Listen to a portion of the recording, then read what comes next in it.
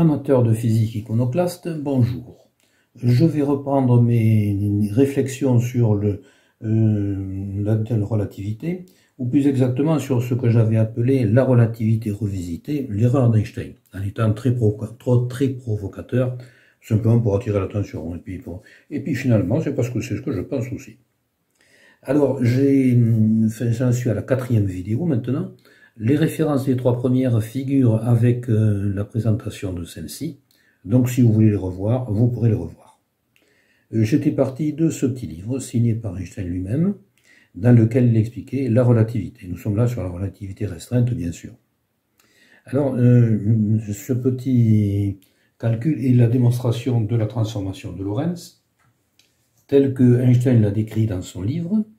Ce n'est pas celle qui est enseignée en faculté, puisque celle qui est enseignée en faculté, j'avais déjà expliqué dans l'une de ces vidéos qu'elle ne me semblait pas convenir, dans la mesure où elle part de l'hypothèse qu'il y a 4 paramètres, soit donc 4 dimensions, et donc on trouve un espace à 4 dimensions, bien sûr, mais puisqu'on est parti des 4 dimensions dès le départ, c'est évident. On a trouvé en fait, là, avec ça, là, on démontre plutôt la métrique de monde à 4 dimensions, mais on ne démontre pas que le monde à 4 dimensions. Si on avait pris 5 dimensions, on aurait peut-être trouvé 5, une métrique à 5 dimensions, voire à 6, voire à 7, est-ce que je sais.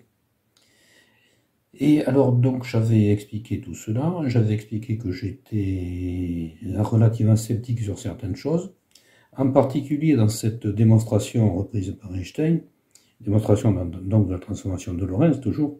Einstein parlait d'un rayon lumineux, donc on a 2 référentiels qui sont référentiel K, référentiel K', un rayon lumineux qui passe par l'origine K, c'est-à-dire par O, et qui suit l'axe des X. Et j'avais expliqué dans la première vidéo que, à mon avis, on aurait pris une onde acoustique au lieu d'une onde lumineuse, on serait arrivé au même résultat. Ce qui pose problème, puisque on se trouve avec des mesures qui sont toutes mathématiquement en principe justes, mais qui décrivent 2 mesures totalement différentes de la même réalité. Donc il y a un problème. Et puis j'avais poursuivi, etc. Et j'étais arrivé à une conclusion qui est que, toujours, je n'étais pas d'accord.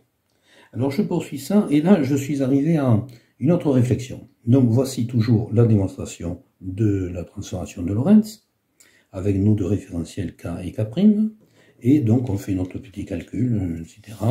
Et on arrive au fait que, quand on arrive à la fin du calcul, on arrive à avoir déterminé la valeur de x, le x qui est ici, de x' pardon, sur le référentiel K', tel que vu du référentiel K, et également du temps t' sur le référentiel K', par vue toujours du référentiel K.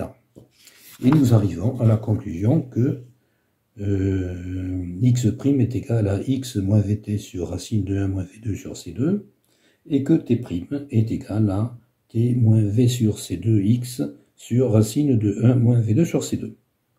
Ce sont des calculs qui sont admis maintenant par tout le monde, qui sont appliqués dans beaucoup de calculs, surtout en électromagnétisme, et qui donnent satisfaction à tout le monde. Tout ça fonctionne. Eh bien, moi je me pose quelques questions parce que je suis un petit peu surpris quand même, il y a des choses qui me surprennent, qui me gênent. Alors voilà, je vais reprendre ce petit calcul, et je vais reprendre la base du départ. Au départ, nous disons que, enfin, Einstein dit, ou Lorentz, enfin je ne sais plus, où l'invention de la démonstration de la transformation de Lorentz, puisqu'en fait il semblerait que ce ne soit pas lui, c'est Wagner qui a trouvé ça en 1807, et ça serait adopté par Lorentz en 1904, et le nom de transformation de Lorentz aurait été donné par Poincaré en 1906. Donc beaucoup de gens sont intervenus, Lorentz n'est pas l'inventeur de la chose, mais enfin le problème n'est pas là.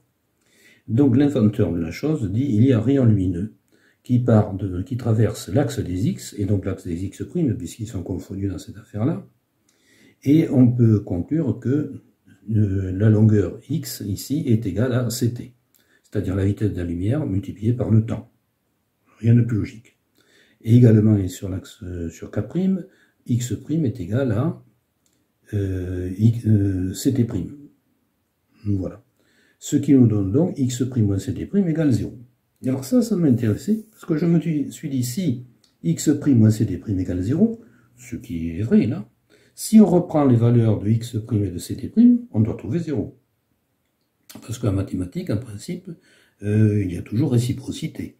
Si je prends le théorème de Pythagore, si un triangle est rectangle, eh bien la somme des carrés des deux côtés est égale au carré de l'hypoténuse. Et également, réciproquement, si j'ai un triangle dans lequel le carré de l'hypoténuse est égal à la somme des carrés des deux autres côtés, c'est un triangle rectangle. Donc si j'ai ici x' moins ct' égale 0, si je remplace x' et ct' par leur valeur telle que définie par la transformation de Lorentz, ben je dois trouver 0. Alors je l'ai fait. Je l'ai fait, et voilà ce que ça donne. Alors le calcul est simple, hein, c'est quasiment élémentaire. On remplace donc x' par sa valeur, ct' par sa valeur, et on arrive à cette petite équation. Et là, je me suis dit, mais ça va être amusant, parce que j'ai déterminé donc la valeur de x, la valeur de t, et je vais faire x sur t. Et x sur t me donne donc cv moins c2 sur c moins v. Mais x sur t, c'est v, c'est la vitesse, la distance divisée par le temps, c'est la vitesse. Donc je me retrouve avec v égale cv moins c2 sur c moins v. Alors après tout, pourquoi pas. Là où la chose se complique, c'est que si on reprend... Or, dans cette formule, on voit bien que le résultat n'est pas égal à 0. Il y a en fait deux possibilités. Généralement, on considère soit que v tend vers 0, ou en tout cas reste très inférieur à c, soit que v se rapproche de la vitesse de la lumière, c'est-à-dire se rapproche de c. Alors voyons les deux cas. Si v tend vers 0, nous nous retrouvons ici avec moins c au numérateur, ce qui n'est pas rien, et c en dessous. Donc nous allons avoir une vitesse qui va tendre vers moins c sur c, c'est-à-dire vers moins 1. Or nous avons dit que v tendait vers 0. Donc cette équation n'est pas juste. Ça ne peut pas aller. Réciproquement, si nous faisons tendre v vers c, c'est-à-dire v vers la vitesse de la lumière, nous allons nous trouver avec ici c de tendre vers c2, c2 moins c2, donc ça va tendre vers 0, sur c moins c, donc c'est qui va tendre vers 0 ici aussi. Nous allons donc avoir quelque chose qui tend vers 0 sur quelque chose qui tend vers 0, donc nous allons avoir un résultat qui tend vers 1. Mais nous avons dit que nous faisons tendre vers v vers l'infini, vers c, c'est-à-dire par l'infini, mais 300 000 km par seconde vers c. Donc cette équation n'est pas bonne. Elle ne fonctionne pas. Alors tout ça me choque, et je trouve ça assez bizarre. Par-dessus le marché, j'avais fait la dernière fois la comparaison suivante. C'est-à-dire, j'avais dit, et je vais revenir là-dessus, que on me dit toujours dans cette affaire-là, dans cette démonstration, dans cette dérivation de la transformation de Lorentz, que nous avons donc ces x, enfin x' et c' et t' pardon, qui évoluent, et également x et t. Mais nous restons toujours sur l'axe des x, ce qui veut dire que nous sommes toujours avec t égale 0, et avec t' égale 0, ce qui n'est pas logique. Parce que si nous sommes dans un monde à 3 dimensions, à 4 dimensions, pardon, avec un temps qui évolue, eh bien, si v existe, c'est-à-dire si k' se déplace avec la vitesse v, t et t' doivent évoluer. Donc j'avais refait un autre calcul qui était le suivant. C'est-à-dire que je disais qu'on ne pouvait pas rester avec ce graphique-là, mais il aurait fallu travailler avec un graphique et qui serait le suivant. C'est-à-dire avec t qui se déplace sur l'axe des t et t' qui se déplace sur l'axe des t'. Or, dans la démonstration, ça n'existe pas. Il y a donc un problème, il y a donc quelque chose qui me choque. J'ai cherché à savoir d'où ça venait et finalement, je ne vois qu'une chose. Alors, j'ai repris la démonstration, elle est relativement simple. Et dans cette démonstration, j'ai relevé quelque chose qui est justement bizarre. C'est qu'à un moment donné, Einstein nous dit qu'il faut prendre un instantané. C'est-à-dire prendre, par exemple, pour t égale 0. Et oui, mais si on prend t égale 0 dans notre graphique, on revient à la base, on revient à l'origine des coordonnées dans Alors, d'un cas. Et ensuite, il prend un autre point instantané en disant en prenant t' égale 0. Mais si on prend t' égale 0, c'est qu'on revient à l'origine des coordonnées dans le référentiel k'. Donc, dans tous les cas, on se situe toujours sur l'axe des x, confondu avec l'axe des x', avec des t et t' qui n'évoluent pas sur leur axe.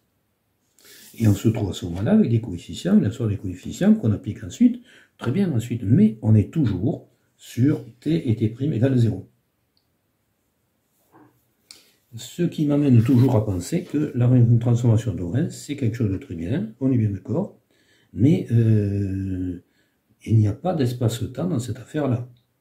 Il y a un axe des x confondu avec un axe des x', sur lequel se déplacent les paramètres x et x', mais les t et t' ne se déplacent pas. Et donc, nous n'avons pas d'espace-temps. On ne peut pas plus conclure à un espace-temps, mais dire qu'il y a l'espace d'un côté, le temps de l'autre. C'est assez révolutionnaire, c'est assez en rupture avec beaucoup de ce qui a pu être dit, ce genre de choses. Mais je suis désolé, je ne vois pas comment on peut voir les choses autrement.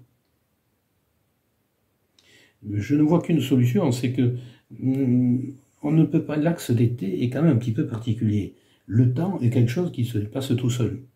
X et x', on les met où on veut sur leur axe, quand ce n'est pas un problème. Mais t, on ne peut pas. T se déplace tout seul, t se place de lui-même. Dans la mesure, et on revient donc à ce moment-là au temps absolu newtonien. Alors voilà où j'en suis de mes réflexions. Je tenais quand même à vous les dire. Elles se sont un petit peu approfondies, comme vous le voyez, mais j'en arrive toujours à la même conclusion. Avec toujours le même dilemme, qui est que la transformation de Lorentz, c'est bien joli de dire qu'elle mathématiquement ne tient pas, mais elle permet de faire des calculs justes. Et c'est là qu'est le problème. Donc, je pense qu'il y a encore autre chose à trouver. J'ai une petite idée là-dessus, et donc j'y reviendrai dans une prochaine vidéo. Peut-être pas la prochaine, parce que j'ai encore du travail, j'ai encore du pain sur la planche là-dessus. Voilà, et bien je vais vous laisser, d'autant plus que pour moi c'était très laborieux, parce que, je vais vous dire, j'ai attrapé le Covid pour la deuxième fois, et je ne suis pas dans le mieux de ma forme. Voilà, mais c'est pas grave, j'ai quand même fait la vidéo, je tenais à la faire, donc je l'ai faite, et je continuerai mon petit travail. À bientôt.